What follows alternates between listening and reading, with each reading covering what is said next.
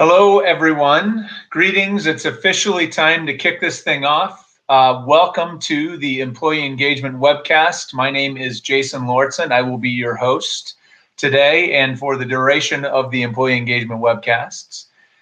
For those of you that don't know me, I am a speaker, writer, consultant, and I spend my life working in the world of employee engagement, helping organizations and leaders figure out how to create better work experiences for employees that employees enjoy and that's good for business results. So the reason we created this webcast was to showcase and highlight stories from companies that are doing it right, companies that are doing some really good stuff around employee engagement. Because in my experience, a lot of times with leaders and HR professionals, they might be committed to employee engagement or the idea of engagement. They may even kind of have some ideas on what they want to do, but have trouble jumping off until they see evidence elsewhere that it worked. And sometimes when you see another organization and you hear about what they've done and how they did it and the results they got, that gives you the motivation or the fuel you need to move forward. And so my hope is through these webcasts and sharing these stories, that you'll find the motivation or inspiration or fuel or insight that you need to move forward in your own organization.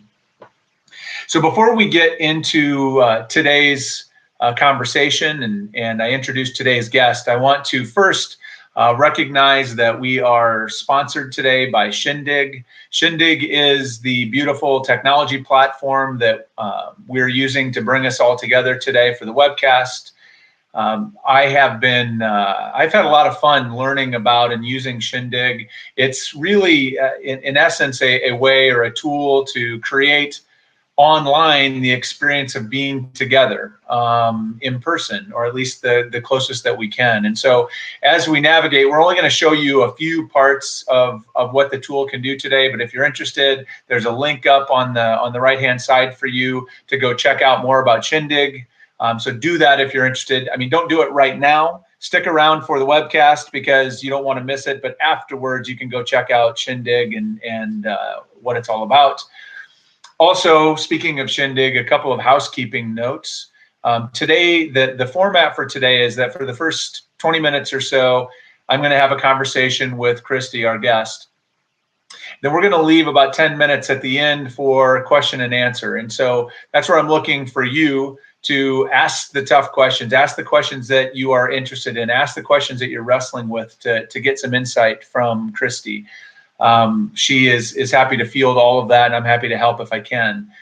So if you want to ask a question, there's two ways to do that. You see a button that allows you to ask that's for questions. You can click there to type in questions. If you have not turned on your video camera, that's how you will ask questions. I'll be able to see those and pull those up. You can also, if you have your video on, you can raise your hand. And if you raise your hand, when we get to the Q&A portion, I will call on you. I'll pull you up on stage with us and you can ask your question live. So it's a fun way to interact that way. The chat function is one that you don't want to use. The chat function is for you to chat back and forth with other attendees and those in your attendee room. So you can use that to talk back and forth, but that will not get the question to me. So I think with that, that's enough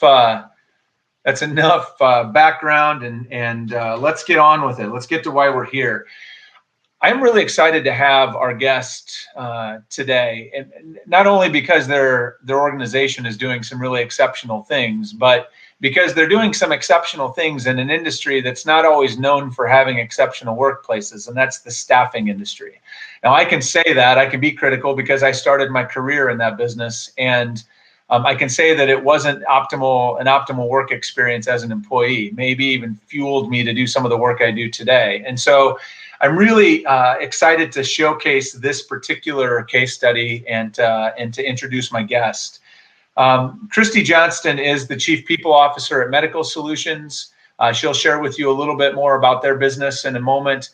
She has been with them for 11 years, started as a recruiter, has worked through a variety of management leadership roles before becoming the Chief People Officer, and I think maybe finding kind of her calling because she's exceptionally good at what she does. Medical Solutions is a great organization to peek inside because they've got a trophy case full of best places to work awards, and they've been recognized for their workplace in many different ways. And so they have a lot to teach us. And so, Christy, let me bring you up, introduce you to our audience. And I'd like to start by maybe asking you to tell us a little bit about your business. Tell us about Medical Solutions, about what business you're in and kind of what the organization looks like. Sure. Well, thank you, first of all, for having me here. I love being the guest on this. It's pretty exciting to be a part of it. So thank you guys for taking your time to do this. Medical Solutions is a national healthcare staffing company, and we are a privately owned company. We actually focus on travel nursing, which is a niche that a lot of people might not know if you're not in the staffing world, especially healthcare staffing. There's quite a need for nurses anymore to be more of a contingent staff or temporary staff in hospitals because there's such a shortage for what is available for nurses and healthcare providers out there for the need that the hospitals and the patients have anymore. There's just a major gap. So we are there to help the hospitals and make sure the patients have the care they need with high quality travelers. And that's ultimately what we do all over the country. So you have, how many employees and people do you touch? Sure. So we actually have kind of two groups of employees. We have our healthcare travelers out in the field. They work in all 50 states at any given time. And we've got several thousand of those who work for us. Changes kind of week to week. So some people start their contracts, some people in their contracts. It's kind of always up and down. We have our corporate offices. So that's the side that I tend to focus on quite a bit more. Those would be our corporate employees, and we have about 340 of them in 5 different offices. Omaha is actually our corporate office. And then we have offices in San Diego and Cincinnati, Tupelo, Mississippi, and now Denver. Okay. So you touch a lot of people. I want to start with a question that I think is interesting, and I sort of teed this up, I guess, in my introduction, in that, I worked inside the staffing industry. I've known a lot of people in the staffing industry, and honestly, like, there are some horror stories of organizations that both have been very successful financially, generating lots of revenue, while also running sort of sweatshop-like workplaces. So I'm curious why you guys chose a different path when it doesn't seem maybe that you would have had to. You could have found success not having, making the investment. Why did you choose this path? Sure. Honestly, a lot of us who work here now have come from competitors, and we started this business really from the ground up. So we've been here for years to really make it what it is today. It all started with our amazing owners who really just had that vision, that foresight. They came from the big corporate world where things were not always the best. People definitely weren't treated as the best. And they just wanted to do things differently. They knew they could. It was their business to run the way they wanted to, and they wanted to take that chance of putting people first. They didn't focus so much on policy and what the bottom line was. They knew if they did things right and they treated people right and put them first, that in the end, the bottom line would be the byproduct of all their successes. People really putting in that extra effort because you treat them like people and adults and give them that path for success and give them a place where they actually really want to come to every day and have those great relationships. So I think that was really from their foresight. And then since then, when we came on board, our CEO and I and our VP of sales, COO, really all of us, we grew up kind of through the ranks and with the company did whatever we needed to get things going and growing where we are today. And really, we just had to expand that to our leaders as well, so that it was scalable, we could grow, and we had that network in place for everybody to be treated that way, not just when we were a group of 20, but a group of 300 plus now. So as you are, I mean, you've taken quite a ride and the company's grown. And so I want to try to dig into like what you believe has really mattered, right? What have been the linchpin moments or the things that you've put in place that have really helped? Because there's an awful lot of stuff out there. If you're looking for advice about employee engagement, you can find about 8,000 different, bits of advice. So So what do you think are the maybe one or two things that you've done as an organization that has really made a difference? Like, what have been the really important, whether it be processes or decisions or, policies, whatever that looks like? Sure. Honestly, there are so many things to it. We actually kind of work from a model where we cover our bases in each of those aspects. So it's a lot of different things. I would say it really just starts with even when you start your employees day one, their onboarding process. That's where you get them from the get-go. Even after they're hired, before they start, is a great place to interact with them and set the stage to let them know that you're serious about them being a part of the team and you're very excited they're there and we're genuine about it. But all the way through their employee experience. So letting them know from day one, what is the purpose that we serve as a company and how they fit into that is a big piece of it. What does their work look like? Is it meaningful? Do they know how to do it?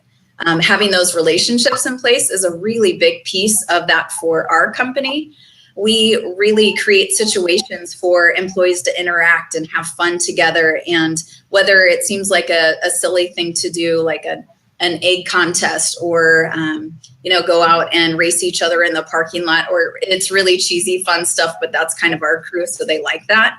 It really helps people to just sit back and laugh and enjoy each other's company and break down walls. We don't have silos and have those relationships so that when you come to work, you walk down the hallway, you're able to smile at people and say hi and see how they're doing and genuinely care about them. And know that you have people here who care about you and how you're doing both personally and professionally. And that's a really big piece for our group too. So that social system for sure. Being able to let people grow and develop. Same thing personally and professionally. We focus on both.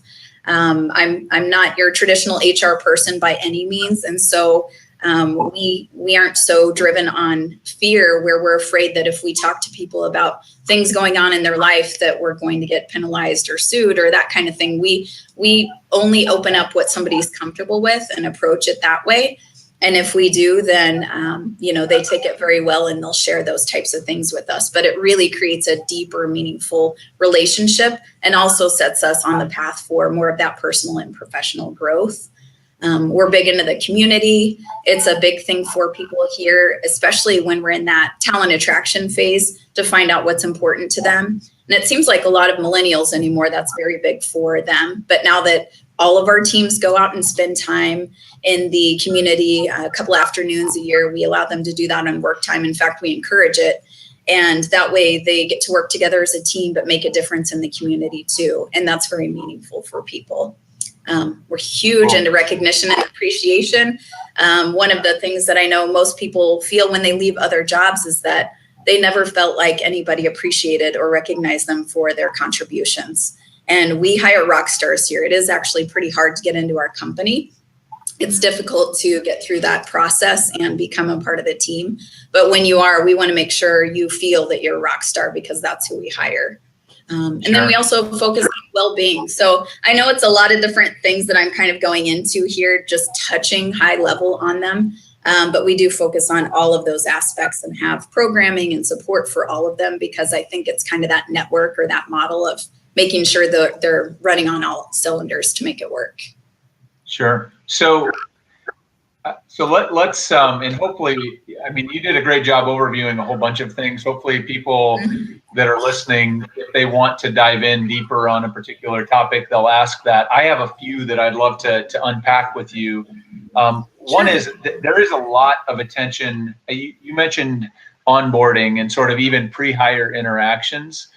There's a lot of focus on that right now. And I think that definitely sets the stage. It's like that sets up how the relationship's going to look. What specifically do you do? Like, how do you tell us, a little bit, give us a few of the tactics that you use to make that happen. Sure. So actually, even before someone starts, we work with our HR team to find out a little bit more about people. We ask them some questions if they're comfortable answering those to find out what do you like, even simple things, whether it's, do they have a favorite snack or a drink or something like that, so that when they come on their first day, their desk is in amazing shape. Their computers there, they have all their tools and resources, but they also have a handwritten card that's signed from their teammates and their manager, maybe some candy bars or some snacks, things that they like, just to make it a great first impression, along with people from their team coming over to say hi and welcome them. But we have our training and development team who really helps with that onboarding process so that it's a great experience from day one. We make sure to take people out to lunch and talk to them. We make sure that our VP of sales and myself, sometimes our CEO or COO, that first day we'll take them to lunch just to get to know them personally and let them know, we're excited that they're here, and really have that energy that they would want on their first day when they're already nervous. They're starting a new place. It's just always like that for most new people. So it's really from, out of the gate, making sure they feel comfortable, because half the time they won't remember most of what you tell them on the first day, which is where a lot of those courses come from. But we try and make them interactive and fun and mingle with other people in the office and kind of get them out of their comfort zone. So it is more comfortable later on when they're on the floor with their teams and out and about doing things. Sure. Yeah. So the other piece. Go ahead. Well, no, I was going to say, I think you mentioned relationship and investing in that sort of how people feel. And I know that's a really big part of, at least what I understand, kind of how you think about this. And one of the things you mentioned as we were talking about, sort of teeing up what we wanted to talk about today is, I think, very closely related. And it goes back to how people feel. It's that emotional paycheck you talked about. You think about that people should take home not only a financial paycheck, but their emotional paycheck. What does that mean? Tell us more about what that means and how you approach that. Like, what are the touch points there? Because it sounds like that starts very early. That's what you're doing in that first day or so, is making sure their emotional paycheck is very, that's a big one on that first day from those interactions. Definitely. So a lot of us came from the sales world. In fact, that's my background, not traditional HR. And so it all stems from great relationships. And so we set the stage with relationships from day one, where people feel comfortable coming in and talking with us. And it's not just us waiting for them to talk with us, because sometimes for newer people that can be very unnerving. So we proactively make it a point to go out and meet them and talk with them, make sure that we can be very approachable, and for later on when they actually have something they want to talk about, or if they want to share an idea or a concern they have, or that type of thing. And we should all be that way. It's one of those things that we really drive home with all of our leadership team, our managers here. But it really starts with that open and honest communication. And that's really the foundation of trust. So it has to start from day one. And we always are very transparent with everything we do here. So we have regular meetings, we have regular team building events, we do funny videos, we have things on Facebook. We're just very real and down to earth people here. We don't have a lot of the politics and things that go on maybe in some other places that most of us have been. But it really starts with that relationship. So we just want to make sure people know that they can talk to us, they can share their ideas, they have that voice. That's a big thing for people anymore, is to have that voice and a say in the workplace, where they come to every day, spend hours of their time just to, accomplish something that they want to feel good about. So it's really that genuine interaction. And it's not something that just a handful of us can do anymore. Now that we are a much bigger company, we have to make sure that we teach all of our leaders to be that way, and make sure to proactively set up those situations where we can harness that and really make sure to reinforce that whole notion. And then really kind of everything else falls into place, because they're able to feel comfortable to talk with us about what they want out of the workplace, or what they're looking for that will ultimately engage them in their work and in the workplace itself. So one of the things that you mentioned kind of all the transparency and the meetings and the interaction. And one of the things that I think that you've done, and I know that it's evolved a little bit, but that I think maybe people would be interested in learning from, are used to have these, I think you called them culture talks, that I was really interested because of the nature of how they worked. And they were, as I recall, they're employee led. And it was all about making sure there were feedback. Can you talk a little bit about maybe the genesis of that and how that's evolved and the role it's played in shaping your workplace? Definitely. So we have had something here for several years called Culture Club. And it was something where we want to make sure that everyone here at our company knows, and we set this on the stage really from day one with our new hires as well, that we're all accountable to our culture. It's not something a few people are in charge of. It's something that we all make sure happens for the workplace each and every day.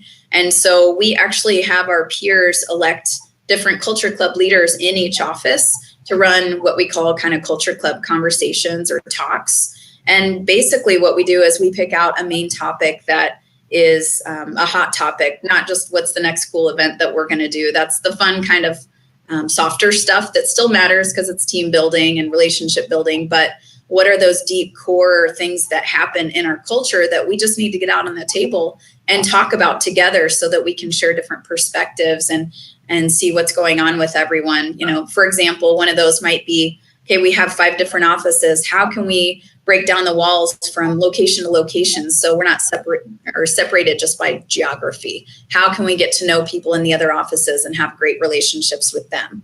So it's basically an idea form, something where people can share ways that they think that might work. And then we talk about it and pick what we think from the ideas that are shared, and we go with it. We're okay with making mistakes or having something flop, but for the things that actually work, we keep those until it doesn't make sense to do it anymore if it doesn't work, because we've also seen that happen over time as we've transitioned from a small to a medium to a larger company. Things that used to work don't really work anymore. So we have to always be on top of it, make sure that we're constantly evolving as a company, and us as employees, what's our contribution to the culture and the employee experience too. Got it. Cool. Well, time is flying by. I noticed we have another 7 minutes or so. I wanted to remind everybody out there, if you have questions that you'd like to ask, either raise your hand. I will pull you up on stage if you have your video on. If you want to type in a question, please do that. I actually had one question that came in advance. It was shared via LinkedIn, and I think it's an interesting question. And it was that was sort of he was making the observation that a lot of times when we talk about employee engagement, we forget to talk about how engagement drives financial returns or tangible returns to the organization, and that we don't often sort of tie the two together, or we end up sort of staying in the soft side of it and not connecting it back to the business. So I guess I'll offer this question to you. How do you connect your work around engagement and culture back to financial results? Do you have a hard way that you approach that, or is it sort of assumed? Like, how do you approach that, or is it even necessary for you guys? Sure. It's definitely necessary for me to be in the room with the executives and talk with them about this, and not have them just buy into it, but truly support it and embrace it, because we need all of our executives all the way through our management team and other leaders, and then employees, to all embrace this. We have to live it each and every day. If any of us aren't, that will impact other people and potentially in a negative way. So for sure, you want to have some hard data. You want to make sure that you have some KPIs or key performance indicators. And I don't have really a major system that I use. I'm a spreadsheet nerd type of person, where I just honestly created my own little dashboard, something that I create on a quarterly basis to share with the executive team, so that they know what we're doing, the impact that employee engagement truly has on our organization, so that we're able to continue to invest in it. If I want a budget, I really need to be able to prove, okay, these things are really working. And I think a lot of us are probably in that boat anymore. And so, we look at a couple of different things. There's self-reported data. We take a look at the engagement surveys that we have, manager evaluations. We know a major piece of an employee's experience or their even engagement level is tied directly to their manager. So we ask our employees to give that evaluation, and we can see from performance of our salespeople, especially, that's a little bit easier than some of the ops departments, although we do it for them too. Really, the engagement level or feedback they have from their managers, really, and how that ties into their own performance. We look at new hire evaluations, 30, 60, 90 days. We look at promotions within the company and just see what kind of career growth that people have there. But really, I'd say the best ones tend to be more of like the retention or voluntary quit data that we take a look at, because we know anytime you lose a person, that can be very costly for, trying to attract them and hire them on and train them, get them up and running. And they're still not going to contribute at the level that somebody who's been here for several years has been. So that's a great piece to focus in on regularly. So I make sure I have all of that data on my dashboard. It's not beautiful, but it is actually numbers that, speak to them, because they are numbers people. I'm practically the opposite of that. So I had to learn to speak their language and make sure that I'm communicating with them exactly what they want. So we now, all of a sudden, we have a bunch of questions and we're running out of time, of course. So I think, let me give you quickly a couple of these that maybe you can hit. Brittany asks if you would be willing to share an example of your engagement spreadsheet or dashboard if they were to contact you, if you would share that as an example. Sure. So, I'm happy to do that. So they maybe we can at the end you share your contact information or your email. Maybe they can hit you up, or they can obviously email us back as well. I have another question that I think is interesting. Let me spotlight this. Don asks how you. Actually, I'll just read it. How do you measure engagement? You do some surveys internally. You've talked, I think you hinted at a few different things, but are there a few different ways that you do that? Can you give us just the highlights? Sure. We actually, we do conduct a big formal, longer engagement survey on an annual basis. But we like the casual, informal feedback. And we actually do that in a variety of ways. Our CEO and I actually take out new hires to lunch just to have a sit down with them and see how things are going, ask for their ideas, see how they're doing. And that helps us to key in on, are they actually engaged in this process? What are some of those levers that we need to focus on that are important to people to keep them engaged? Also, we have different events or breakfast or lunch or just talking to people in the hallway or the break room. It can be very informal. We have one-on-ones with people. Our doors are always open, and it's kind of like a rotating door all the time where people are either in here or in Craig's office, our CEO, and different executives here, where people are free to just share ideas and let us know what they're thinking. And I think engagement comes from having that conversation and knowing what's important to people, so you know what to focus on, either how to fix it or how to keep doing it or doing it better. Got it. We have one raised hand. So Nick, I'm going to bring you up. We've got about 2 minutes. So I will hope it's a quick question and we can answer it quickly. So you're coming up and you've got the floor as soon as you are live. There you are. Hey, Nick. Thank you. Thank you, Justin. Thank you, Christy. Quick question on reward programs as a tactic for employee engagement. Obviously, with the millennial generation being the strongest generation in the workforce right now, and their almost innate need to be reaffirmed on a pretty regular basis. Is it the same type of strategy with like rewarding employees for good work or overwork or more work or whatever with like, something tangible like a Starbucks gift card? Or is there a strategy that's been implemented of maybe rewarding them with an experience that may be actually engaging them with the community and other people in the community as well? It's a variety of them, and you touched right on it completely. So thank you for asking about that.